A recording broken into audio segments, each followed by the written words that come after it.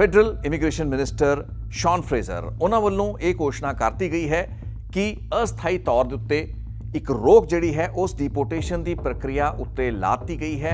ਜੈਨੀ ਕੁਆਨ ਜੋ ਕਿ Vancouver East ਦੇ ਮੈਂਬਰ ਪਾਰਲੀਮੈਂਟ ਹੈਗੇ ਨੇ ਐਨਡੀਪੀ ਦੇ, ਉਹਨਾਂ ਨੇ ਇਸ ਮੋਸ਼ਨ ਦੇ ਵਿੱਚ ਮੰਗ ਕੀਤੀ ਕਿ ਇੱਕ ਪਰਮਨੈਂਟ ਪਾਥਵੇ ਸਟੂਡੈਂਟਸ ਨੂੰ ਦਿੱਤਾ ਜਾਏ। ਪੀਅਰ ਪੋਲੀਏਵ ਨੇ ਇੱਕ ਹੋਰ ਚਿੱਠੀ ਸ਼ੌਨ ਫਰੇਜ਼ਰ ਨੂੰ ਲਿਖੀ ਤੇ ਇਸ ਡਿਪੋਰਟੇਸ਼ਨ ਨੂੰ ਵਾਪਸ ਲੈਣ ਦੀ ਗੱਲ ਕਹੀ ਕਿ ਕੋਈ ਵੀ ਸਟੂਡੈਂਟ ਜਿਹੜਾ ਧੋਖਾਧੜੀ ਦਾ ਸ਼ਿਕਾਰ ਹੈ, ਜਲੰਧਰ ਦੇ ਉਸ ਟਰੈਵਲ ਏਜੰਟ ਜਿਸ ਨੇ ਫੇਕ ਤੇ ਫਰਜ਼ੀ ਐਡਮਿਸ਼ਨ ਲੈਟਰ ਦੇ ਕੇ ਇਹਨਾਂ ਨੂੰ ਕੈਨੇਡਾ ਦੇ ਵਿੱਚ ਸਟੂਡੈਂਟ ਵੀਜ਼ਾ ਦੇ ਉੱਤੇ ਐਂਟਰੀ ਦਿਲਵਾਈ, ਉਸ ਧੋਖਾਧੜੀ ਦੇ ਸ਼ਿਕਾਰ ਕਿਸੇ ਸਟੂਡੈਂਟ ਨੂੰ ਡਿਪੋਰਟੇਸ਼ਨ ਦਾ ਸਾਹਮਣਾ ਨਹੀਂ ਕਰਨਾ ਪਏਗਾ। ਤੁਸੀਂ ਵੇਖ ਰਹੇ ਹੋ ਦ ਪੰਜਾਬੀ ਲਿੰਕ ਤੇ ਮੈਂ ਹਾਂ ਰਿਤੇਸ਼ ਲੱਖੀ।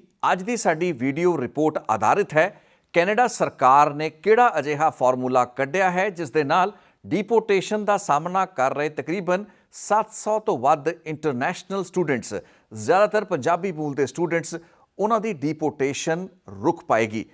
ਇਸ ਬਾਰੇ ਇੱਕ ਬਹੁਤ ਵੱਡਾ ਐਲਾਨ ਕੀਤਾ ਗਿਆ ਅੱਜ ਦੀ ਇਸ ਰਿਪੋਰਟ ਵਿੱਚ। ਜਾਣਕਾਰੀ ਉਹੀ ਮੈਂ ਤੁਹਾਨੂੰ ਦਾਂਗਾ, ਲੇਕਿਨ ਇਸ ਤੋਂ ਪਹਿਲਾਂ ਮੇਰੀ ਬੇਨਤੀ ਸਾਰੇ ਹੀ ਵਿਊਅਰਸ ਨੂੰ ਇਹ ਹੈ ਕਿ ਤੁਸੀਂ ਦ ਪੰਜਾਬੀ ਲਿੰਕ ਦਾ YouTube ਚੈਨਲ ਸਬਸਕ੍ਰਾਈਬ ਕਰੋ ਤੇ ਫੇਸਬੁੱਕ ਪੇਜ ਨੂੰ ਫੋਲੋ ਜ਼ਰੂਰ ਕਰੋ ਤਾਂ ਕਿ ਤੁਹਾਨੂੰ ਅਪਡੇਟਸ ਮਿਲਦੀਆਂ ਰਹਿਣ। ਸੋ ਅੱਜ ਜਿਹੜਾ ਇਮੀਗ੍ਰੇਸ਼ਨ ਰਿਫਿਊਜੀਜ਼ ਮਿਨਿਸਟਰੀ ਜਿਹੜੀ ਕੈਨੇਡਾ ਦੀ ਹੈਗੀ ਹੈ, ਉਸਨੇ ਐਲਾਨ ਕੀਤਾ ਹੈ, ਉਸਦੇ minister concern federal immigration minister ਸ਼ੌਨ Fraser, ਉਹਨਾਂ ਵੱਲੋਂ ਇਹ ਘੋਸ਼ਣਾ ਕਰਤੀ ਗਈ ਹੈ ਕਿ ਅਸਥਾਈ ਤੌਰ ਦੇ ਉੱਤੇ ਇੱਕ ਰੋਕ ਜਿਹੜੀ ਹੈ ਉਸ ਡਿਪੋਰਟੇਸ਼ਨ ਦੀ ਪ੍ਰਕਿਰਿਆ ਉੱਤੇ ਲਾਤੀ ਗਈ ਹੈ ਜੋ ਕਿ ਇੱਕ ਕਰਕੇ ਵੱਖ-ਵੱਖ ਸਟੂਡੈਂਟਸ ਦੇ ਸੰਦਰਭ ਵਿੱਚ ਹੋ ਰਹੀ ਸੀ। ਕੁਝ ਸਟੂਡੈਂਟ ਦੀ ਡਿਪੋਰਟੇਸ਼ਨ ਰੁਕ ਚੁੱਕੀ ਸੀ, ਤਕਰੀਬਨ 2 ਤੇ 3 ਅਜਿਹੇ ਸਟੂਡੈਂਟ ਦੱਸੇ ਜਾਂਦੇ ਨੇ ਤੇ ਕੁਝ ਡਿਪੋਰਟੇਸ਼ਨ ਦਾ ਸਾਹਮਣਾ ਕਰ ਰਹੇ ਸਨ। ਲੇਕਿਨ ਇਸ ਵਿਸ਼ੇ ਉੱਤੇ ਹੁਣ ਇੱਕ ਵਿਰਾਮ ਲੱਗ ਚੁੱਕਾ ਹੈ। ਆਪਾਂ ਵਿੱਚ ਬੀਤੇ ਕੁਝ ਹਫ਼ਤਿਆਂ ਦੌਰਾਨ ਇੱਕ ਬਹੁਤ ਹੀ ਸਿਖਰਾਂ ਦੀ ਸਿਆਸਤ ਕੈਨੇਡਾ ਦੀ ਸਥਾਨਕ ਰਾਜਨੀਤੀ ਵਿੱਚ ਵੇਖੀ ਹੈ।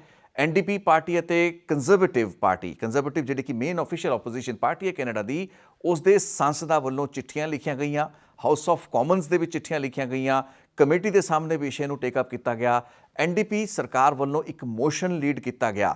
ਜੈਨੀ ਕੁਆਨ ਜੋ ਕਿ ਵੈਨਕੂਵਰ ਈਸਟ ਦੇ ਮੈਂਬਰ ਪਾਰਲੀਮੈਂਟ ਹੈਗੇ ਨੇ ਐਨਡੀਪੀ ਦੇ, ਉਹਨਾਂ ਨੇ ਇਸ ਮੋਸ਼ਨ ਦੇ ਵਿੱਚ ਮੰਗ ਕੀਤੀ ਕਿ ਇੱਕ ਪਰਮਨੈਂਟ ਪਾਥਵੇ ਸਟੂਡੈਂਟਸ ਨੂੰ ਦਿੱਤਾ ਜਾਏ। ਬੀਤੇ ਹਫ਼ਤੇ ਐਨਡੀਪੀ ਲੀਡਰ ਜਗਮੀਤ ਸਿੰਘ ਅਤੇ ਕੰਜ਼ਰਵੇਟਿਵ ਲੀਡਰ ਪੀਅਰ ਪੋਲੀਏਵ ਜਾ ਕੇ ਟੋਰਾਂਟੋ ਦੇ ਵਿੱਚ ਇਹਨਾਂ ਸਟੂਡੈਂਟਸ ਨੂੰ ਮਿਲੇ, ਇਹਨਾਂ ਦਾ ਦੁੱਖ ਸਾਂਝਾ ਕੀਤਾ। ਸਰਕਾਰ ਤੋਂ ਲਗਾਤਾਰ ਮੰਗਾਂ ਤੇਜ਼ ਹੋਈਆਂ। ਈਵਨ ਅੱਜ ਸਵੇਰੇ ਜਦੋਂ ਸ਼ੌਨ ਫਰੇਜ਼ਰ ਵੱਲੋਂ ਇਸ ਸੰਬੰਧੀ ਐਲਾਨ ਕੀਤਾ ਜਾਂਦਾ ਹੈ ਜਿਸ ਵਿੱਚ ਡਿਪੋਰਟੇਸ਼ਨ ਉੱਤੇ ਰੋਕ ਲਾਏ ਜਾਂਦੇ ਫੈਸਲੇ ਬਾਰੇ ਜਾਣਕਾਰੀ ਦਿੱਤੀ ਗਈ, ਉਸ ਤੋਂ ਕੁਝ ਹੀ ਘੰਟੇ ਪਹਿਲਾਂ ਪੀਅਰ ਪੋਲੀਏਵ ਨੇ ਇੱਕ ਹੋਰ ਚਿੱਠੀ ਸ਼ੌਨ ਫਰੇਜ਼ਰ ਨੂੰ ਲਿਖੀ ਤੇ ਇਸ ਡਿਪੋਰਟੇਸ਼ਨ ਨੂੰ ਵਾਪਸ ਲੈਣ ਦੀ ਗੱਲ ਕਹੀ। ਸੋ ਫੈਸਲਾ ਕੀ ਲਿਆ ਗਿਆ? ਕੈਨੇਡਾ ਸਰਕਾਰ ਨੇ IRCC ਮਿਨਿਸਟਰੀ ਨੇ ਫੈਸਲਾ ਇਹ ਲਿਆ ਕਿ ਇਹਨਾਂ ਸਟੂਡੈਂਟਸ ਦੀ ਡਿਪੋਰਟੇਸ਼ਨ ਸਟੇ ਕੀਤੀ ਜਾਂਦੀ ਹੈ। ਪ੍ਰੀਲਿਮਿਨਰੀ ਟੈਂਪਰੇਰੀ ਰੈਜ਼ੀਡੈਂਸ ਪਰਮਿਟ ਯਾਨੀ ਕਿ ਵੀਜ਼ਾ ਇਹਨਾਂ ਨੂੰ ਜਾਰੀ ਕੀਤੇ ਜਾਂਦੇ ਨੇ। ਇੱਕ ਟਾਸਕ ਫੋਰਸ ਬਣਾਤੀ ਗਈ ਹੈ ਜੋ ਕਿ CBSA ਯਾਨੀ ਕਿ ਕੈਨੇਡੀਅਨ ਬਾਰਡਰ ਸਰਵਿਸ ਏਜੰਸੀ ਅਤੇ IRCC ਡਿਪਾਰਟਮੈਂਟ ਦੇ ਅਧਿਕਾਰੀਆਂ ਦੀ ਹੋਏਗੀ, ਜੋ ਕਿ ਇਹਨਾਂ ਸੈਂਕੜਾਂ ਦੀ ਗਿਣਤੀ ਦੇ ਉਹਨਾਂ ਸਟੂਡੈਂਟਸ ਦੇ ਕੇਸਿਸ ਨੂੰ 1 ਬਾਏ 1 ਟੇਕ ਕਰੇਗੀ। ਯਾਨੀ ਕਿ ਇੱਕ ਕਰਕੇ ਇਹਨਾਂ ਸਾਰੇ ਕੇਸਾਂ ਦੀ ਪੜਚੋਲ ਕੀਤੀ ਜਾਏਗੀ। ਸਮਝਣ ਦੀ ਕੋਸ਼ਿਸ਼ ਜੋ ਕਿ IRCC ਮਿਨਿਸਟਰ ਸ਼ੌਨ ਫਰੇਜ਼ਰ ਦੇ ਬਿਆਨ ਦੇ ਵਿੱਚ ਝਲਕਦੀ ਹੈ। ਉਹਨਾਂ ਨੇ ਕਿਹਾ ਹੈ ਕਿ ਕੋਈ ਵੀ ਸਟੂਡੈਂਟ ਜਿਹੜਾ ਧੋਖਾਧੜੀ ਦਾ ਸ਼ਿਕਾਰ ਹੈ, ਜਲੰਧਰ ਦੇ ਉਸ ਟਰੈਵਲ ਏਜੰਟ ਜਿਸ ਨੇ ਫੇਕ ਤੇ ਫਰਜ਼ੀ ਐਡਮਿਸ਼ਨ ਲੈਟਰ ਦੇ ਕੇ ਇਹਨਾਂ ਨੂੰ ਕੈਨੇਡਾ ਦੇ ਵਿੱਚ ਸਟੂਡੈਂਟ ਵੀਜ਼ਾ ਦੇ ਉੱਤੇ ਐਂਟਰੀ ਦਿਲਵਾਈ, ਉਸ ਧੋਖਾਧੜੀ ਦੇ ਸ਼ਿਕਾਰ ਕਿਸੇ ਸਟੂਡੈਂਟ ਨੂੰ ਡਿਪੋਰਟੇਸ਼ਨ ਦਾ ਸਾਹਮਣਾ ਨਹੀਂ ਕਰਨਾ ਪਏਗਾ। ਹਾਂ, ਜੇ ਇਹ ਸਟੂਡੈਂਟਸ ਕੈਨੇਡਾ ਵਿੱਚ ਸਟੂਡੈਂਟ ਵੀਜ਼ਾ ਉੱਤੇ ਆਏ, ਲੇਕਿਨ ਇਹਨਾਂ ਦਾ ਮਕਸਦ ਇਹੀ ਸੀ ਕਿ ਨਾ ਸਿਰਫ ਉਸ ਫਰਜ਼ੀ ਵਾੜੇ ਦੇ ਵਿੱਚ ਭਾਗੀਦਾਰ ਬਣਨ, ਬਲਕਿ ਇੱਥੋਂ ਆ ਕੇ ਸਟੂਡੈਂਟ ਵੀਜ਼ਾ ਦੇ ਨਾਂ ਉੱਤੇ ਐਂਟਰੀ ਲੈ ਕੇ ਆਪਣੇ ਕੰਮਾਂ ਕਾਜਾਂ ਵਿੱਚ ਲੱਗ ਗਏ ਤੇ ਹੁਣ ਇਹ ਪਰਮਾਨੈਂਟ ਰੈਜ਼ੀਡੈਂਸੀ ਪਾਲਦੇ ਪਏ ਨੇ।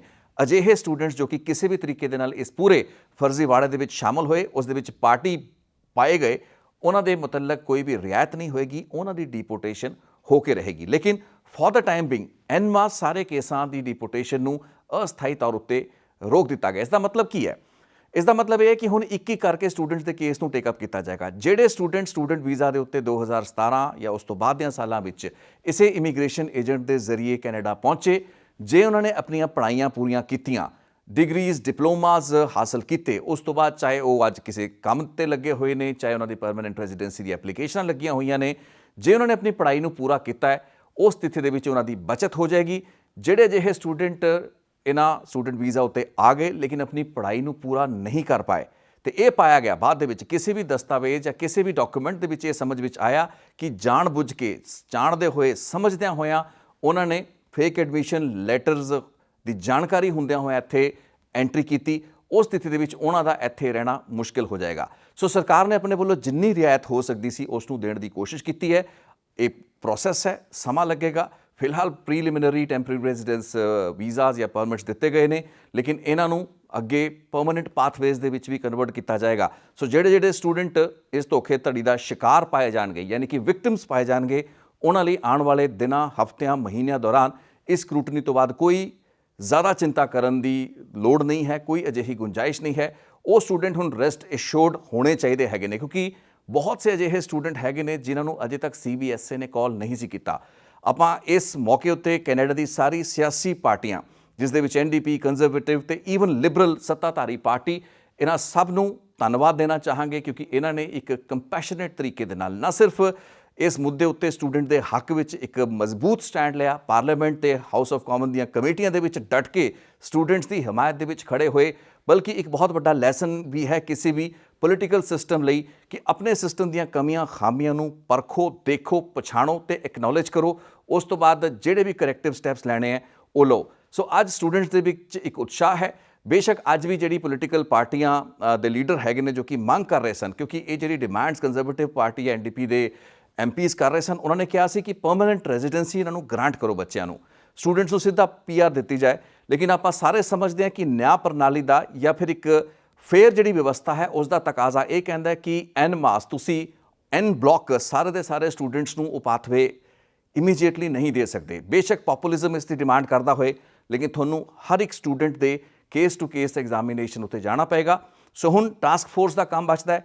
ਆਉਣ ਵਾਲੇ ਕੁਝ ਹਫ਼ਤਿਆਂ ਦੇ ਵਿੱਚ ਆਪਾਂ ਆਸ ਇਹ ਕਰਦੇ ਹਾਂ ਕਿ ਟਾਸਕ ਫੋਰਸ ਆਪਣਾ ਕੰਮ ਕਰੇਗੀ, ਪ੍ਰੋਫੈਸ਼ਨਲੀ ਕੰਮ ਹੋਏਗਾ, ਲੇਕਿਨ ਉਹ ਸਟੂਡੈਂਟਸ ਹੀ ਰਿਆਇਤ ਦੀ ਅਪੀਲ ਕਰਨ ਜੋ ਕਿ ਇੱਥੇ ਪੜ੍ਹੇ ਲਿਖੇ, ਡਿਗਰੀਆਂ ਹਾਸਲ ਕੀਤੀ, ਡਿਪਲੋਮੇ ਹਾਸਲ ਕੀਤੇ। ਜਿਹੜੇ ਸਟੂਡੈਂਟਸ ਇਹ ਕੰਮ ਨਹੀਂ ਕਰ ਪਾਏ, ਜਿਨ੍ਹਾਂ ਨੇ ਆਪਣੀਆਂ ਪੜ੍ਹਾਈਆਂ, ਆਪਣੀ ਐਜੂਕੇਸ਼ਨ ਨੂੰ ਵਿੱਚ ਛੱਡਤਾ, ਕੰਮ ਕਾਜਾਂ ਦੇ ਚੱਕਰ ਦੇ ਵਿੱਚ ਜਿਹੜੇ ਲੋਕ ਇੱਧਰ ਉੱਧਰ ਹੋ ਗਏ, ਉਹਨਾਂ ਸਟੂਡੈਂਟਸ ਲਈ ਅਜੇ ਵੀ ਡੀਪੋਰਟੇਸ਼ਨ ਦੀ ਜਿਹੜੀ ਤਲਵਾਰ ਹੈ ਉਹਨਾਂ ਦੇ ਸਾਹਮਣੇ ਲਟਕਦੀ ਰਹਿਣੀ ਹੈ। ਸੋ ਅੱਜ ਦੀ ਰਿਪੋਰਟ ਦੇ ਵਿੱਚ ਇਹੀ ਅਪਡੇਟ ਤੁਹਾਡੇ ਨਾਲ ਸਾਂਝੀ ਕਰਨੀ ਸੀ। ਇੱਕ ਵਾਰ ਫਿਰ ਜਾਂਦੇ ਪੰਜਾਬੀ ਲਿੰਕ YouTube ਚੈਨਲ ਅਤੇ Facebook ਪੇਜ ਨੂੰ ਸਬਸਕ੍ਰਾਈਬ ਅਤੇ ਫੋਲੋ ਜ਼ਰੂਰ ਕਰੋ। ਬਹੁਤ ਬਹੁਤ ਧੰਨਵਾਦ।